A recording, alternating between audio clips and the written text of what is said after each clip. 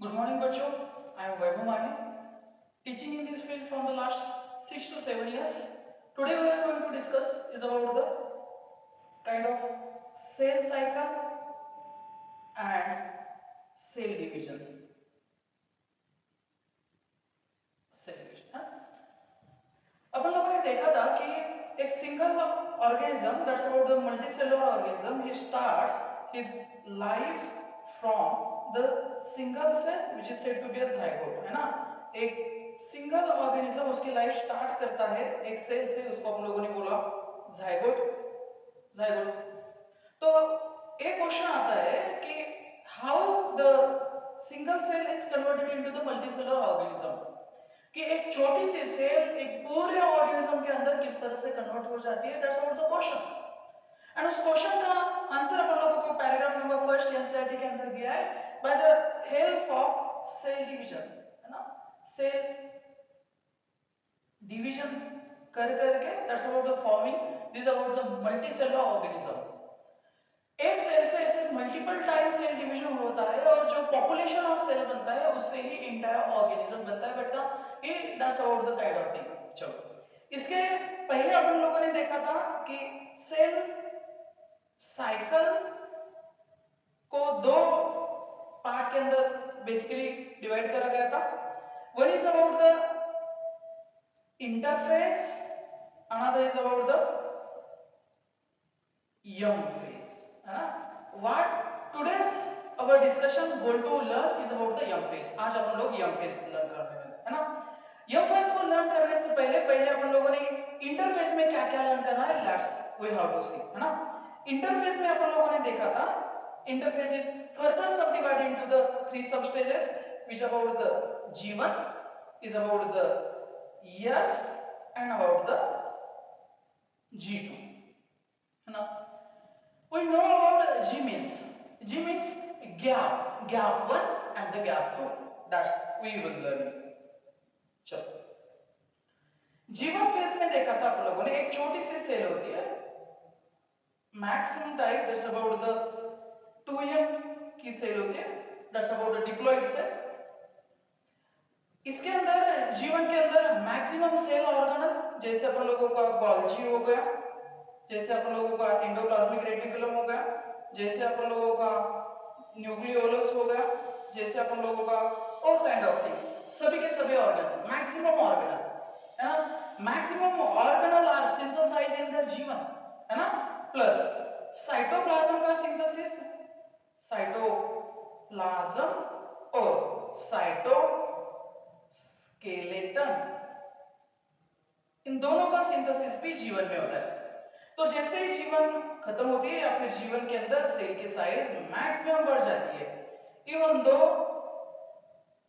दो सेल की साइज बढ़ना is about the continuous process. हर एक फेज के अंदर सेल की साइज थोड़ी ना थोड़ी बढ़ती है, लेकिन मैक्सिमम साइज बढ़ने का फेज होता है बेटा G1, है ना. चलो, उसके बाद अपन लोगों ने देखा था यस के अंदर देखा था अपन लोगों ने कि जो डीएनए होता है उस डीएनए का रेप्लिकेशन से होकर एक डीएनए से दूसरा मॉलिक्यूल बनता है. यानी इस यस फेज में होता है बेटा डीएनए का रेप्लिकेशन ऑफ डीएनए, या फिर यहां पे अपन लोग लिख सकते हैं सिंथेसिस, है ना. Synthesis, yes for synthesis and yes for yes phase, इस वजह से इसको यस फेज नाम दिया होगा. चलो, है ना. सेल के साइटोप्लाज्म के अंदर एक ऑर्गेनल होता है जिसका shape perpendicular to each other होता है बेटा. इसी तरह से दो होते हैं, उनको बोला जाता है if you know that's about said to be a centrioles, है ना. एक को बोलूंगा तो सेंट्रियोल बोलूंगा, अगर दोनों के बारे में बात कर रहा हूं तो सेंट्रोसोम बोलूंगा, है ना. अभी ये सेंट्रिओल्स एक है तो इस सेंट्रियोल का डुप्लीकेशन हो जाएगा अपन लोगों को कहां पे लोकेशन दिखाई देगा अपन लोगों का साइटोप्लाज्म के अंदर, है ना. तो अपन लोग बोल सकते हैं कि यस फेज के अंदर डीएनए रेप्लिकेशन या फिर डीएनए सिंथेसिस हुआ inside the nucleus and cytoplasm के अंदर अपन लोगों के सेंट्रियोल का डुप्लीकेशन हुआ inside the our S phase, है ना. बाद में अपन लोगों ने देखा था G2 फेज, है ना. G2 फेज के अंदर एनसीईआरटी के अकॉर्डिंग तो ज्यादा कुछ दिया नहीं है, लेकिन G2 के अंदर अपन लोगों ने देखा था कि ट्यूबुलिन प्रोटीन का सिंथेसिस होता है जो आगे जाकर स्पिंडल फाइबर के फॉर्मेशन के अंदर अपन लोगों को यूटिलाइज करेगा, है ना। जो ये तो चीजें अपन लोगों ने देखी थी, है ना। तो we have to look about the young phase, है ना। इंटरफेज को और एक नाम दिया जाता है बेटा, it is said to be a preparatory phase. इस फेज को प्रिपरेटरी फेज भी बोला जाता है। क्यों? क्योंकि यंग फेज के अंदर जो कुछ भी सेल डिवीजन, जो कुछ भी न्यूक्लियर डिवीजन होने वाला है, उसके रिक्वायर्ड रहने वाले जो कुछ भी प्रोटीन, जो कुछ भी एलिमेंट, जो कुछ भी रिक्वायर्ड चीजें रहेगी, उसका प्री प्रिपरेशन करा जाता है इंटरफेज के अंदर। इस वजह से इसको प्रिपरेटरी फेज भी बोला जाता है ना। लेट्स लुक, है ना। We wanted to discuss is about the young phase. Young phase, है ना।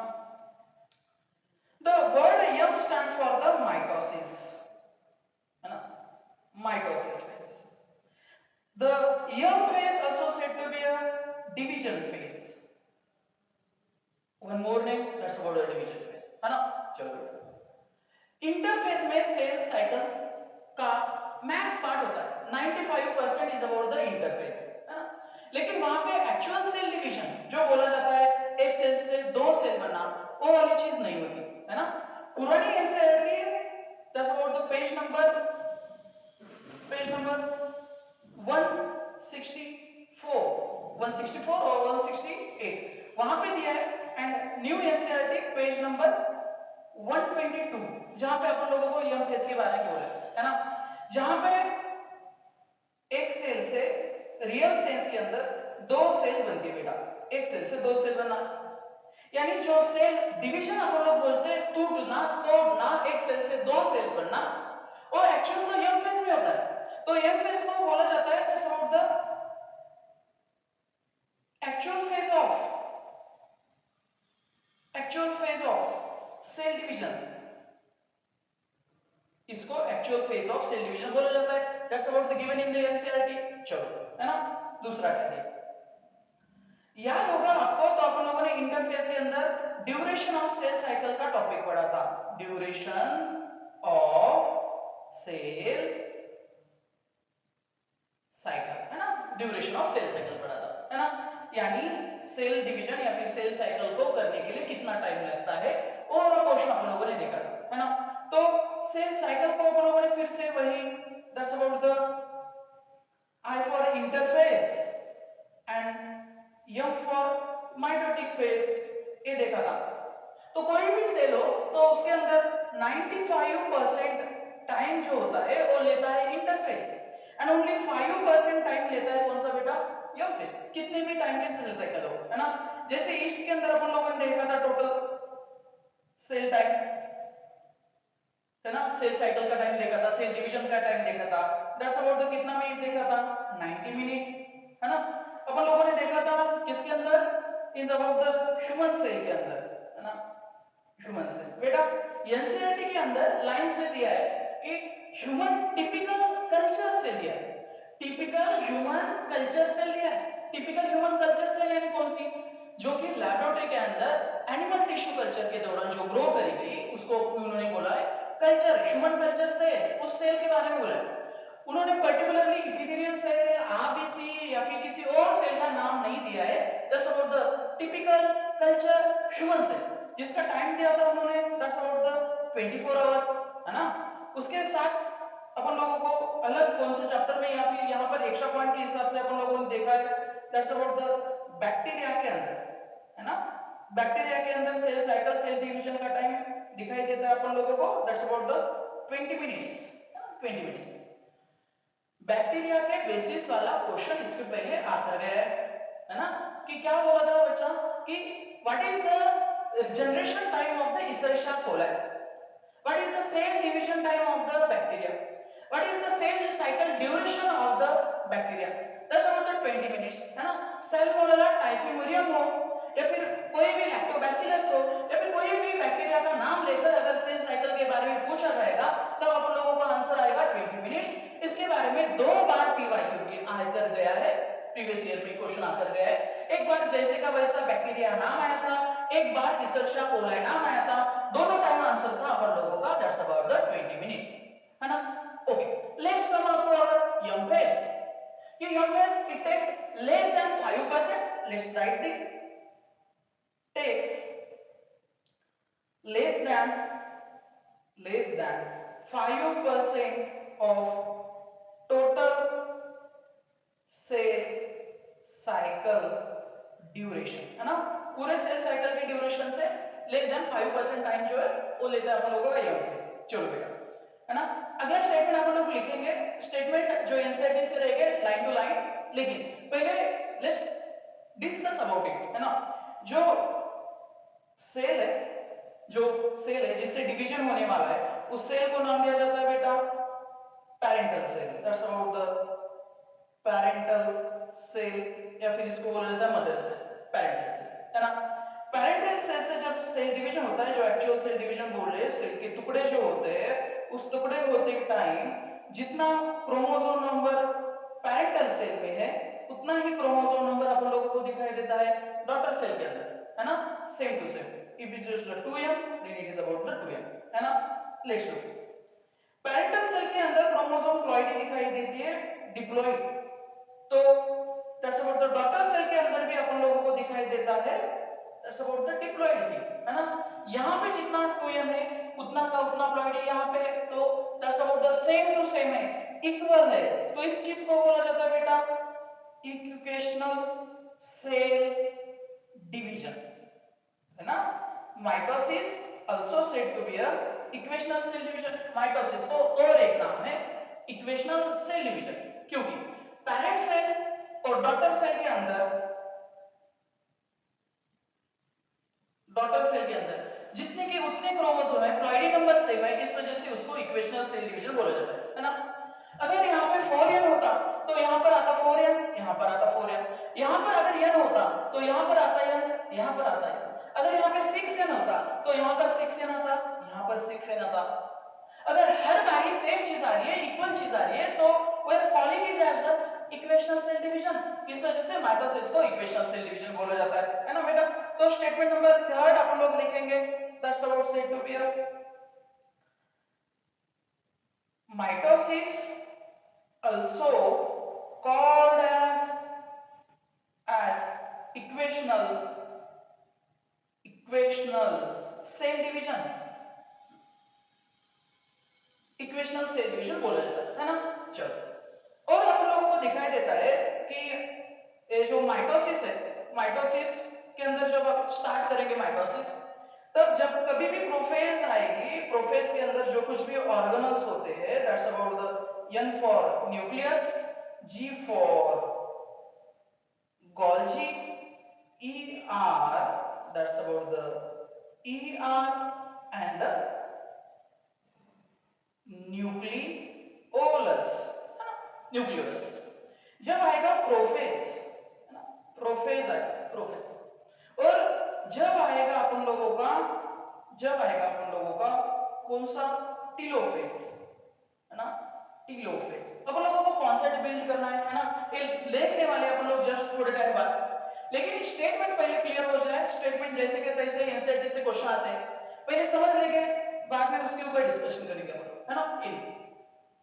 जैसे प्रोफेज आती है, eight the end of prophase जो यहाँ पे मैंने ऑर्गन्स निकाले, गोल्जी, ईआर, न्यूक्लियस, न्यूक्लियोलस, ये सभी के सभी चीजें धीरे धीरे करके at the end of prophase these are getting disappear. ये सभी की सभी चीजें क्या होती है, डिसअपियर होती है बेटा, है ना। और जैसे ही टीलोफेज आता है, तो टीलोफेज आते वक्त दो सेल जब बनते हैं उसमें से एक सेल में ड्रॉ कर रहा हूं, न्यूक्लियस जो गायब होता है वो न्यूक्लियस आता है ना, न्यूक्लियस जो गायब हुआ था वो न्यूक्लियस आता है ना। न्यूक्लियोलस जो गायब हुआ था वो न्यूक्लियोलस आता है बेटा, न्यूक्लियोलस भी आता है ना। उसके बाद जो गोल्जी गायब हुई थी वो गोल्जी आती है, जो ईआर गायब हुआ था वो ईआर होता है बेटा। चीज क्या है ना, अगर चीजों को फिर से आना ही है, अगर चीजों को, ऑर्गेनल्स को फिर से आना ही है, तब उन्होंने यहाँ पे गायब होने की जरूरत ही क्या थी, उनको रिक्वायरमेंट नहीं थी। तो एक कुछ नाटक काइंड ऑफ चीज करते हैं, है ना, कि उनको आना है, करना है, सब कुछ वैसे का वैसे रखना है, फिर यहाँ से प्रोफेसर गायब कर रहे, तो लाना ही है, तो गायब क्यों करे? इस वजह से यंग फेज को बोला जाता है बेटा कि मोस्ट ड्रामेटिक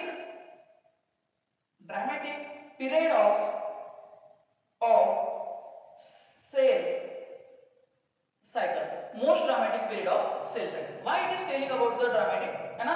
क्योंकि यहाँ पे मेजर reorganization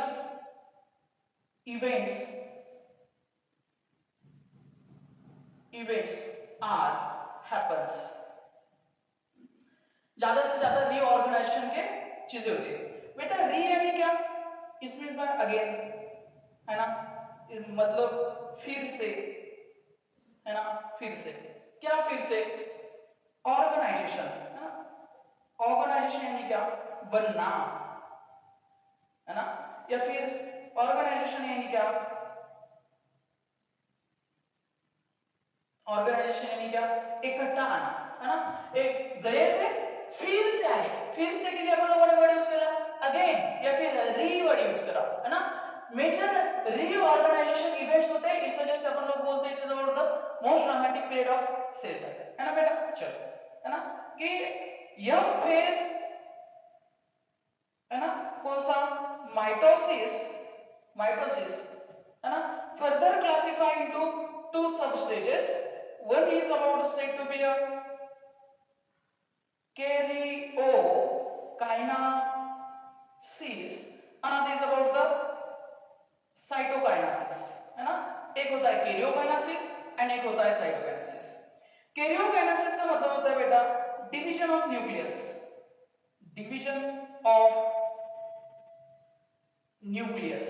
and cytokinesis का the word cyto is meant by the cell and the word kinesis is meant the division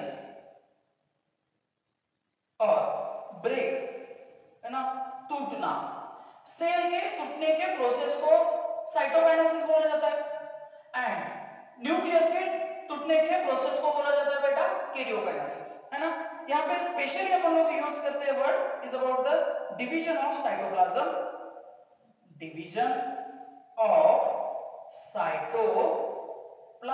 है ना। डिवीजन ऑफ साइटोप्लाज्म को cytokinesis and division of nucleus is said to be a karyokinesis, है ना बेटा। चलो, usually क्या होता है कि माइटोसिस बिगिंस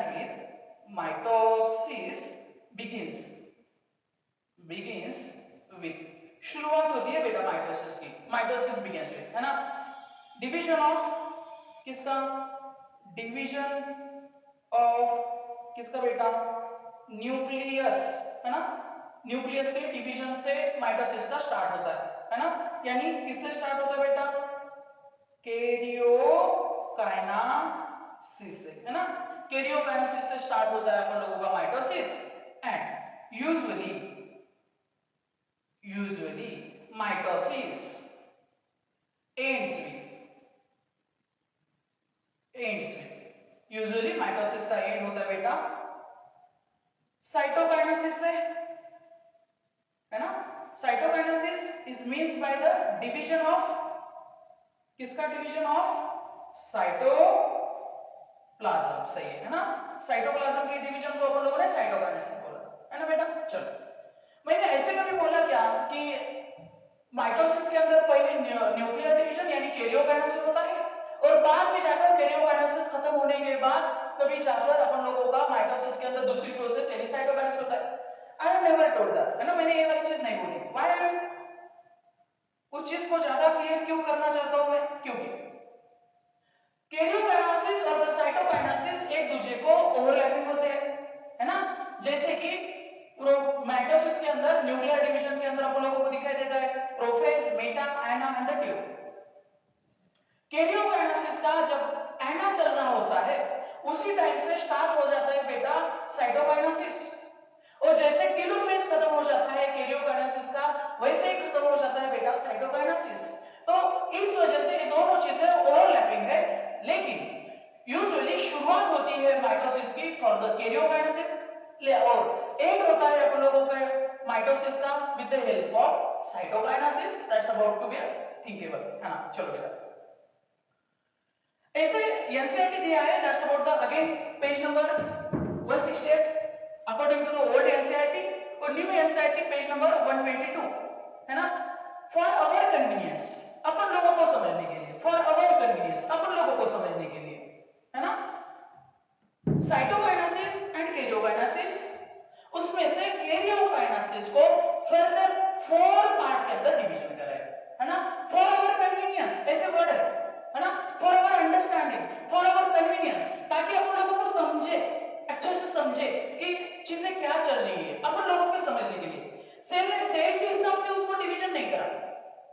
जिस पर्सन ने सेल साइकिल का इन्वेंशन करा होगा, जिस पर्सन ने सेल डिवीजन को देखा होगा, जिस पर्सन ने उसकी आइडियोलॉजी रखी होगी, उसको खुद को समझने के लिए या फिर कन्वीनियंस के लिए कैरियोकाइनेसिस यानी न्यूक्लियस के डिवीजन को फर्दर डिवाइड करा है बेटा 4 पार्ट के अंदर, है ना।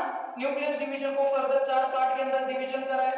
नंबर 1 इस अबाउट अपन लोगों को दिखाई देता है प्रोफेज, उसके बाद दिखाई देता है मेटाफेज, उसके बाद दिखाई देता है अपन लोगों को एनाफेज, एंड द लास्ट होता है उसके बेटा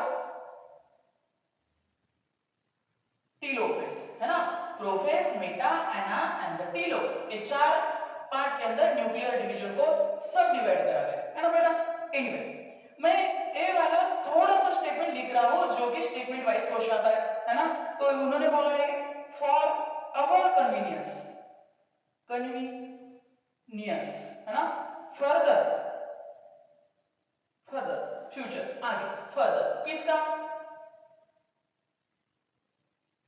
nuclear division, nuclear division divided into or classified into 4 sub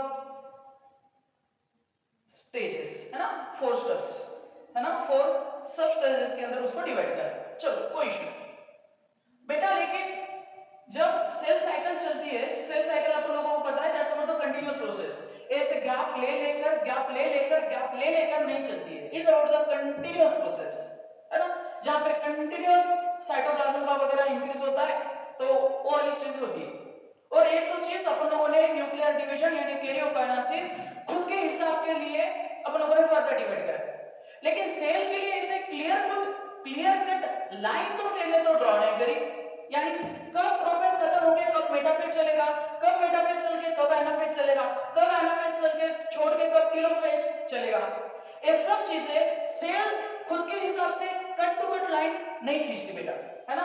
यानी प्रोफेज और मेटाफेज के बीच के अंदर थोड़ा, है ना, एकदम थोड़ा पतली सी लाइन इतना डिफरेंस दिखाई देगा, है ना। मेटा और एना के अंदर भी थोड़ा सा डिफरेंस दिखाई देगा, ज्यादा डिफरेंस नहीं दिखाई देगा, पता ही नहीं चलेगा कि कब मेटाफेज खत्म हुआ और कब एनाफेज स्टार्ट हुआ है ना।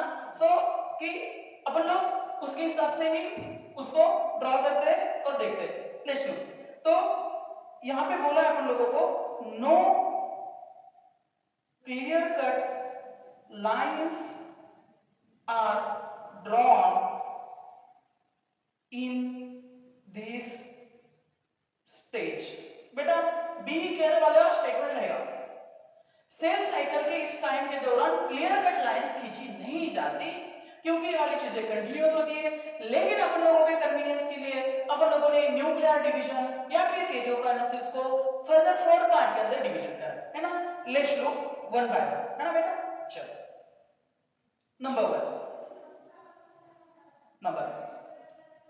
अपन लोग देख रहे हैं कैरियोकाइनेसिस,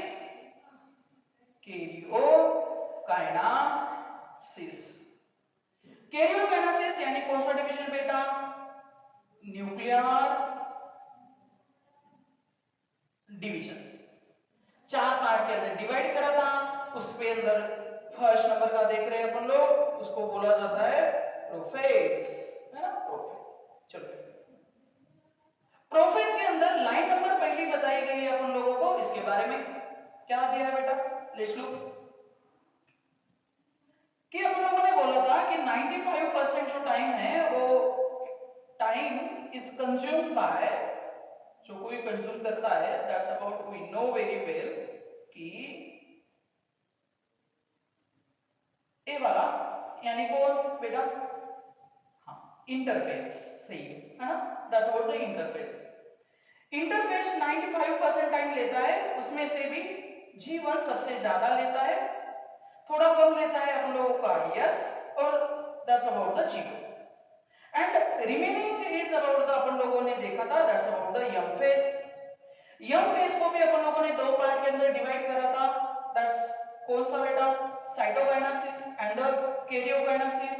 उसके अंदर पहला देख रहे हैं prophase, meta, ana and the Tillo.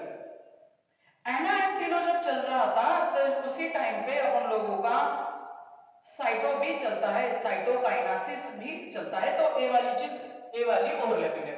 चलो मुझे बताओ अपन लोग प्रोफेज के बारे में देख रहे हैं, तो प्रोफेज का लोकेशन या फिर position in the cell cycle बताना होगा, तो क्या बताएंगे, है ना, इट इज आफ्टर G2 बताएंगे, सही है, इट इज आफ्टर G2, है ना, it is the first phase of young phase, है ना, तो ये वाली चीजें बोलेंगे। तो क्या है ना कि एनसीईआरटी गिवन दैट, है ना, इंटरफेज के S एंड G2 कंप्लीट करने के बाद यंग फेज की साइटोकाइनेसिस की पहली फेज यानी होती है प्रोफेज। फिर से एक बार, है ना, प्रोफेज का लोकेशन, इंटरफेज का S एंड G2 कंप्लीट करने के बाद यंग फेज के कैरियोकाइनेसिस के अंदर वाला पहला फेज यानी कौन सा फेज होता है बेटा, प्रोफेज। चलो let's look about the prophase. पहले लोकेशन वाला स्टेटमेंट लिख लेते हैं और बाद में अपन लोग उसका कैरेक्टरिस्टिक फीचर वाला लिखेंगे। नंबर पहला दिया था अपन लोगों ने फर्स्ट स्टेटमेंट, है ना, प्रोफेज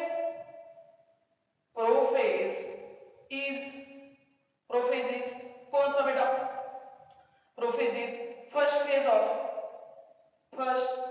फेज ऑफ किसका, कैरियोकाइनेसिस ऑफ माइटोसिस या फिर यंग फेज, है ना, comes after G1 G2 and S of किसका, इंटरफेज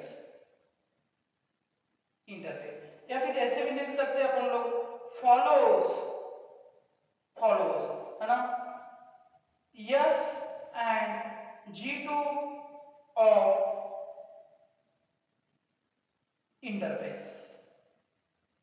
इंटरफेस का G2 और S या फिर G2 इनको फॉलो करते करते या फिर उसके बाद वाली जो फेज है बेटा वो प्रोफेज के बारे में। लाइन नंबर पहली NCERT page number 168 122 new NCERT, उसके अकॉर्डिंग लाइन नंबर पहले अपन लोगों को यही दिखाई देती। चलो लाइन नंबर दूसरी दी अपन लोगों को उसके डीएनए के बारे में, है ना, पहले कंटेंट देख लेते हैं प्रोफेज का, लोकेशन देखा, अभी प्रॉपर्टी के बारे में देखने वाले अपन लोग। चलो ये तो सेल हो गई, सेल के बारे में, साइटोसोल के बारे में ज्यादा नहीं देखेंगे अपन लोग, we must have to focus on the nucleus, क्योंकि अपन लोग न्यूक्लियर डिवीजन देख रहे हैं प्रोफेज फर्स्ट। चलो उसके अंदर अपन लोगों को दिखाई देता है दैट्स अबाउट द न्यूक्लियस के अंदर जो कंटेंट है that's about the DNA material, genetic material, जो अभी दिखाई देता है अपन लोगों को क्रोमेटिन के फॉर्म में, क्रोमेटिन या फिर क्रोमेटिन के फॉर्म में दिखाई देता है, क्रोमेटिन के फॉर्म में, है ना। तो ये जो होता है that's about the DNA content, chromosome number जो होता है दैट्स अबाउट द 46 दिखाई देता है अपन लोगों को टोटल क्रोमोसोम, और 2n के पेयर में देखेंगे, पेयर के बारे में देखेंगे तो 23 पेयर दिखाई देते हैं। तो cell the unit of life के अंदर दिया है अपन लोगों को कि ह्यूमन का क्रोमोसोम डिप्लॉयड सेल का टोटल 2.2 मीटर होता है, और it is in the 46 fragment के अंदर यानी 23 पेयर्स के अंदर। बोलने का मतलब ये है बेटा कि ये जो फ्रैगमेंट्स है, डीएनए के फ्रैगमेंट्स जो अपन लोगों को दिखाई देते हैं, कितने टुकड़ों के अंदर दिखाई देते हैं बेटा, that's in the how much fragments, 46, that's about the 46 fragment के अंदर दिखाई देता है, दैट्स अबाउट द 46 फ्रैगमेंट, है ना। चलो why I am drawing this kind of structure, कि प्रॉपर्टी लिखनी है अपन लोगों को 2 नंबर की। ये जो डीएनए है इट्स क्रोमेटिन के अंदर अभी जो दिखाई दे रहा है अपन लोगों को वो इंटरलाइन दिखाई देता है बेटा। जो वर्ड सबसे इंपॉर्टेंट लाइन नंबर 2 से निकलेगा दैट्स रहेगा इंटरवाइनिंग और द इंटरवाइन। इंटरवाइन का मतलब होता है एक दूसरे के अंदर मिक्स मैच होना, एक दूसरे के अंदर अटक के रहना,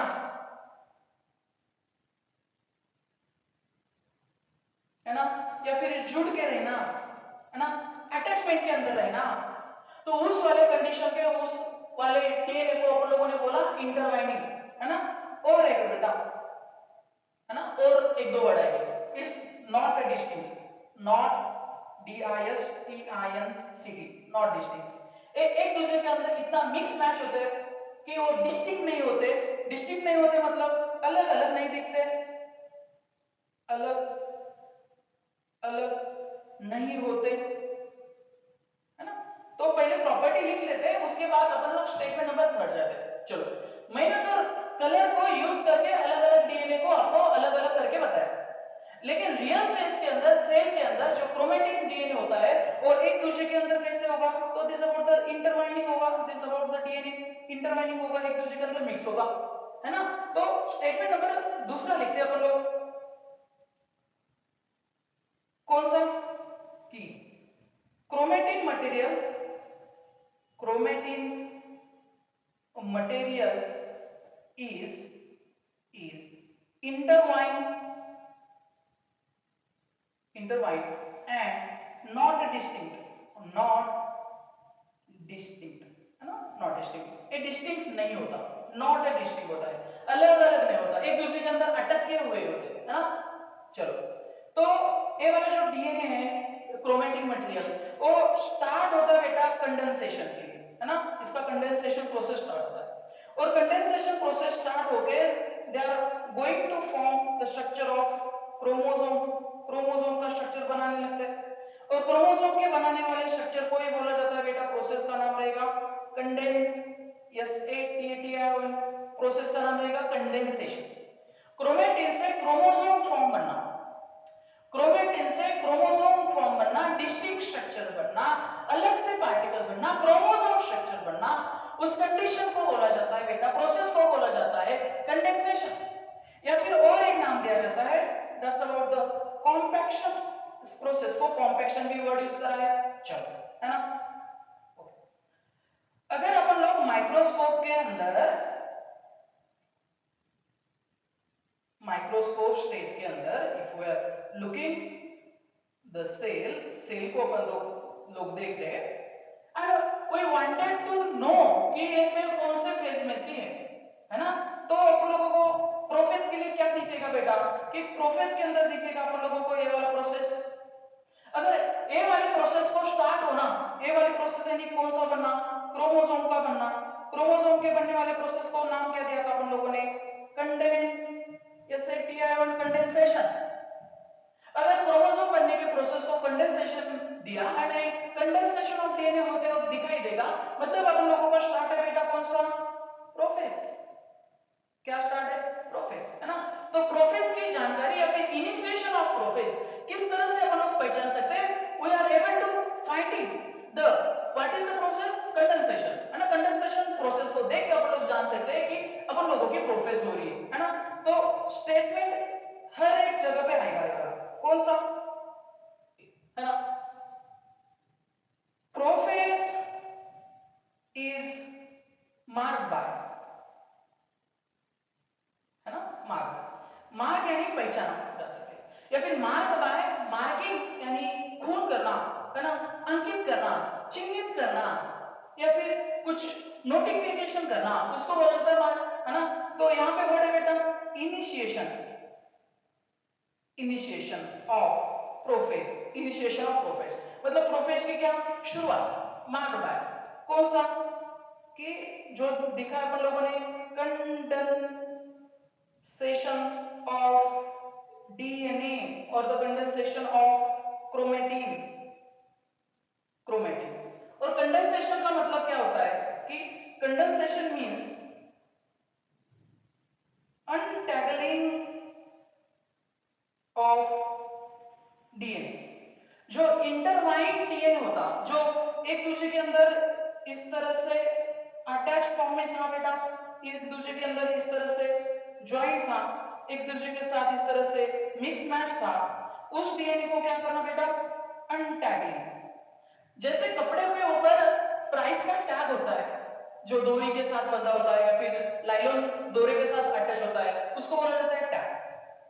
टैग को निकलना अनटैगलिंग है ना, किसी चीज को अलग अलग करना, सुटा कर देना, सिंप्लीफाई कर देना, रिवील कर देना, उस चीज को बोला जाता है बेटा अनटैगलिंग, है ना, उस चीज को अनटैगलिंग बोला जाता है। तो डीएनए को कंडेंसेशन करना यानी क्या करना है, कंडेंसेशन करना यानी अनटैगलिंग ऑफ डीएनए, डीएनए को अलग अलग करना या फिर डीएनए को खुला कर देना, है ना, यानी खोलना, है ना, मराठी के अंदर बोला जाता है ना। चलो उगल, चलो that's about thing condensation of DNA. चलो और क्या होता है, है ना, और क्या होता है कि अपन लोगों ने देखा था जो डीएनए मटेरियल है उसका कंडेंसेशन होकर क्रोमोसोम मटेरियल बन रहा है। उसके बाद अपन लोगों ने देखा कि यस फेज में कुछ तो यहाँ पे बना था, उसको नाम दिया था अपन लोगों ने सेंट्रियोल।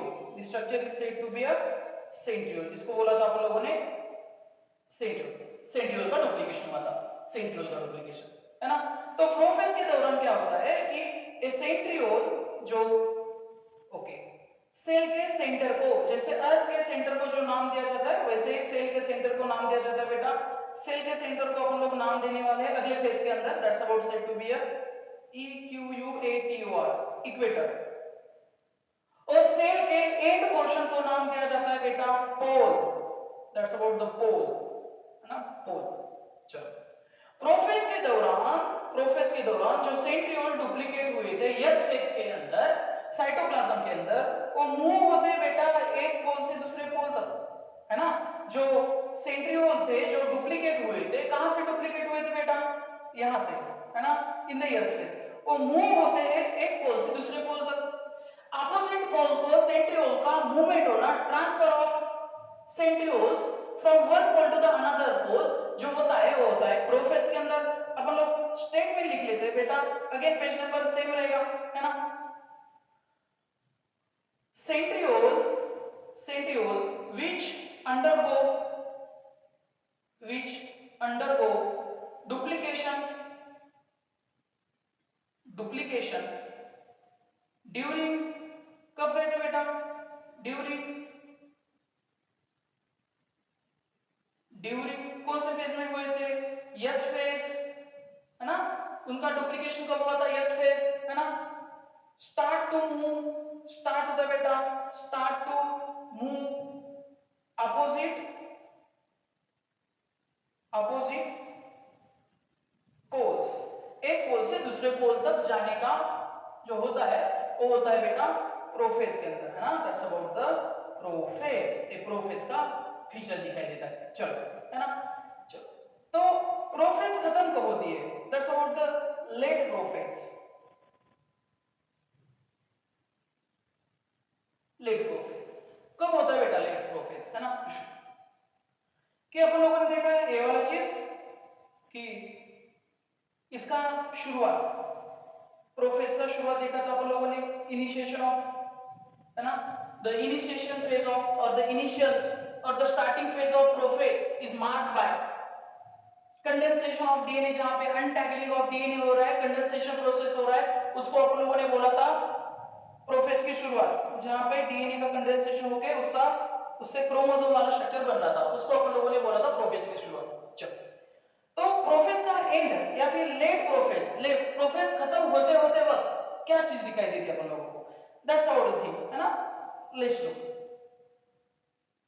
ओके। प्रोफेज के अंदर अपन लोगों ने देखा था कि ऑर्गेनल्स जैसे के वैसे है, दैट्स अबाउट द अपन लोगों का ईआर, है ना, एंडोप्लाज्मिक रेटिकुलम अपन लोगों को दिखाई देता है, that's about the Golgi body और द गोल्जी apparatus अपन लोगों को दिखाई देता है ये दोनों चीजें, that's about the nucleolus and A outer layer is about the nucleus, ये वाली चीजें। जैसे ही लेट प्रोफेज आता है, उसी कंडीशन के अंदर ये जो सेल ऑर्गेनल्स बने थे वो cell organelles start to disappear. ये सभी के सभी ऑर्गेनल जो होते हैं बेटा वो क्या होते हैं, डिसअपियर के लिए स्टार्ट होते हैं, है ना, it became start to disappear. ए ईआर खत्म, एक गोल्जी खत्म, गोल्जी बॉडी भी गायब हो गई, है ना, न्यूक्लियस भी खत्म, है ना, न्यूक्लियस भी गायब, है ना, लेकिन न्यूक्लियर एनवेलप होता है बेटा स्टार्ट टू डिसअपियर, उसका न्यूक्लियर एनवेलप का जो बाउंड्री होता है वो गायब होना क्या होता है, स्टार्ट होता है लेट प्रोफेज के अंदर। और जैसे प्रोफेज खत्म हो जाएगी वैसे ही अपन लोगों को न्यूक्लियर एनवेलप भी गायब होते हुए दिखाई देगा एट द एंड। और अपन लोगों का सेंट्रियोल जिसने स्टार्ट करा था मूवमेंट, है ना, यहां से मूवमेंट उसने स्टार्ट करा था, जो एक पोल से दूसरे पोल तक जाने वाला था, और एक पोल से दूसरे पोल तक पहुंच जाएगा कौन से फेज के अंदर बेटा, लेट प्रोफेज के अंदर, है ना। तो ये वाली चीज है कि लास्ट स्टेटमेंट आपको दिखाई देता है लेट प्रोफेज का, है ना, नंबर ऑर्गेनल्स लाइक कौन सा ऑर्गेनल्स लाइक, है ना, E R endoplasmic reticulum, Golgi body, nucleolus, है ना, स्टार्ट टू डिसअपियर, वो डिसअपियर हो जाते हैं, है ना। और एक चीज that's about the nuclear envelope, एक भी चीज क्या होती है बेटा, डिसअपियर होती है ना। अभी अपन लोग प्रोफेज के लिए रुकेंगे, then we will be continue with metaphase, है ना, मेटाफेज के लिए स्टार्ट करेंगे। क्या ही लर्न करा अपन लोगों ने, लेट्स लर्न वंस अगेन, है ना। चलो क्या ही लर्न करा कि अपन लोग what we wanted to learn in this, कि सिंगल सेल से ऑर्गेनिज्म की पूरी बॉडी बनती है, किस वजह से बनती है, तो आंसर मिला था अपन लोगों को सेल डिवीजन की वजह से। सेल डिवीजन को बेसिकली डिवाइड करा गया था दो पार्ट के अंदर, one is about the interphase, another is about the young phase. Young phase का सारा प्रिपरेशन जो कुछ भी रिक्वायरमेंट होता है वो होता है इंटरफेज के अंदर, इस वजह से इंटरफेज को बोला गया था प्रिपरेटरी फेज आल्सो। इंटरफेज को सब डिवाइड करा गया था तीन चीजों के अंदर, G1, S and G2। G1 के अंदर मैक्सिमम सेल ग्रोथ होती है क्योंकि वहां पे cytoskeleton and the other organelles का सिंथेसिस होता है, actively RNA and protein synthesis होता है, जो कि अपन लोगों ने लास्ट लेक्चर के अंदर देखा था। उसके बाद देखा था yes phase, yes for synthesis phase, and उसके अंदर देखा था डीएनए का रेप्लिकेशन या फिर डीएनए का सिंथेसिस होता है इनसाइड द न्यूक्लियस। और इनसाइड द साइटोप्लाज्म सेंट्रियोल का डुप्लीकेशन होता है, that's we have seen. G2 phase जो एनसीईआरटी को ज्यादा दी नहीं है, G2 के बारे में देखा था जहां पर ट्यूबुलिन प्रोटीन का सिंथेसिस होता है, जो कि आगे जाकर स्पिंडल फाइबर के फॉर्मेशन के लिए अपन लोगों को रिक्वायर्ड रहेगा। ये अपन लोगों का बैकग्राउंड था जो कि अपन लोगों को यंग फेज लर्न करना है। यहाँ पे सेल ने खुद का ग्रोथ करा, लेकिन डिवीजन वाला रियल फेज दिखाई देता है, उस फेज को अपन लोगों ने बोला बेटा यंग फेज, उसको young for mitosis, young for division phase, जहां पे एक्चुअल सेल डिवीजन होता है। तो क्वेश्चन आएगा where does the actual cell division occurs, interphase या फिर यंग फेज, तो आंसर आएगा बेटा डायरेक्टली यंग फेज, है ना। अल्फाबेटिकली कुछ भी रिलेशनशिप नहीं है, ओ आई फॉर इंटरफेज है और a young for young phase, लेकिन डिवीजन एक्चुअली जो होता है, सेल का डिवीजन जो होता है वो यंग फेज के अंदर, माइटोसिस के अंदर होता है। चलो, है ना, जितना भी सेल साइकिल का ड्यूरेशन है उसमें से लेस देन 5% ड्यूरेशन लेता है बेटा कौन सा, यंग फेज। और जो पैरेंटल सेल है उतना ही क्रोमोसोम नंबर सेम दिखाई देता है अपन लोगों को डॉटर सेल के अंदर, इस वजह से अपन लोगों ने उसको नाम दिया था is about the equational cell division, it is also said to be what, equational cell division. चलो प्रोफेज को किस तरह से पहचाने जाए उस तरह से अपन लोगों ने देखा था, है ना। सॉरी, कौन सा, यंग फेज की जनरल पॉइंट, है ना। यहाँ पे most of the organelle regenerate होते हैं, रीफॉर्म होते हैं, रीऑर्गेनाइज होते हैं, इस वजह से अपन लोगों ने बोला इसको मोस्ट ड्रामेटिक पीरियड, है ना।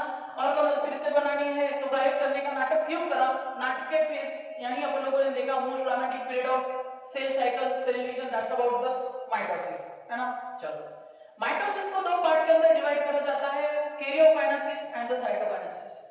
Division of nucleus is said to be a karyokinesis and the division of cytoplasm is said to be a cytokinesis, है ना। यूजुअली अपन लोगों ने देखा था कि माइटोसिस की शुरुआत होती है with the process of karyokinesis यानी न्यूक्लियर के डिवीजन के साथ, एंड होता है यूजुअली उसका साइटोकाइनेसिस के साथ यानी साइटोप्लाज्म के डिवीजन के साथ। ओके, फर्दर कैरियोकाइनेसिस को चार पार्ट के अंदर डिवाइड करा है, that's about the prophase, meta, ana and the telo. लेकिन ये जो फर्दर डिवीजन करा है कैरियोकाइनेसिस का, it is convenience for us, जो रीडर है, लर्नर है, लिसनर है, फाइंडर है, उसके खुद के हिसाब के लिए उन्होंने कैरियोकाइनेसिस को फर्दर 4 डिवीजन के अंदर करा। लेकिन खुद से सेल ने इन पेजेस के अंदर क्लियर कट लाइन डिवाइड नहीं करी, मतलब कब प्रोफेज खत्म हो गया मेटाफेज स्टार्ट हो जाएगा पता नहीं चलेगा, कब मेटाफेज खत्म हो गया एनाफेज स्टार्ट हो जाएगा पता नहीं चलेगा, कब एनाफेज खत्म हो गया टीलोफेज कब शुरू हो जाएगा पता नहीं चलेगा। That's about the clear cut lines नहीं है, इस वजह से अपन लोग प्रॉपर्टीज देखते हैं बेटा, है ना। ओके, सेल ने खुद से उसके अंदर क्लियर कट लाइन डिवाइड नहीं करे, ये अपन लोगों के कन्वीनियंस के हिसाब से अपन लोगों ने उसको डिवीजन करा था इन। अब हम लोग देख रहे हैं कैरियोकाइनेसिस, कैरियोकाइनेसिस के अंदर पहला that's about the prophase one. Prophase one को अपन लोगों ने देखा था लोकेशन के हिसाब से, जगह के हिसाब से, सीक्वेंस के हिसाब से। Prophase is the first phase of karyokinesis, है ना। फॉलोज, किसको फॉलो करके आती है बेटा, इंटरफेज के S एंड G2 को फॉलो करके आती है, दैट्स अबाउट द अपन लोगों की प्रोफेज, है ना। उसके अंदर न्यूक्लियस के अंदर जो डीएनए होता है वो होता है बेटा इंटरवाइनिंग, यानी एक दूसरे के अंदर अटके वाला, एक दूसरे के अंदर चिपक के एक दूसरे को मिक्स मैच करके डीएनए होता है, दैट्स अबाउट द इंटरवाइनिंग डीएनए होता है, इंटरवाइनिंग डीएनए।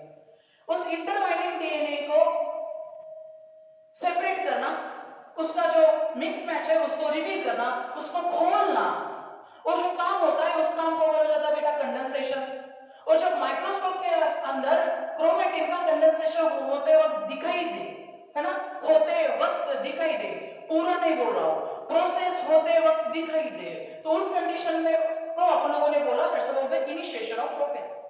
प्रोफेज की शुरुआत किस तरह से फाइंड आउट करी जाएगी कि क्रोमोसोम के कंडेंसेशन होने के प्रोसेस को या फिर कंडेंसेशन के प्रोसेस को देखना, यानी प्रोफेज की शुरुआत होना, दैट्स अबाउट द ओके। तो अब हम लोग प्रोफेज की और प्रॉपर्टी देखेंगे, जो सेंट्रियोल डुप्लीकेट हुआ था यस फेज के अंदर, वो चला जाता है एक पोल से दूसरे पोल की तरफ। ये जो प्रॉपर्टी है वो प्रॉपर्टी भी दिखाई देती है हम लोगों को प्रोफेज के अंदर।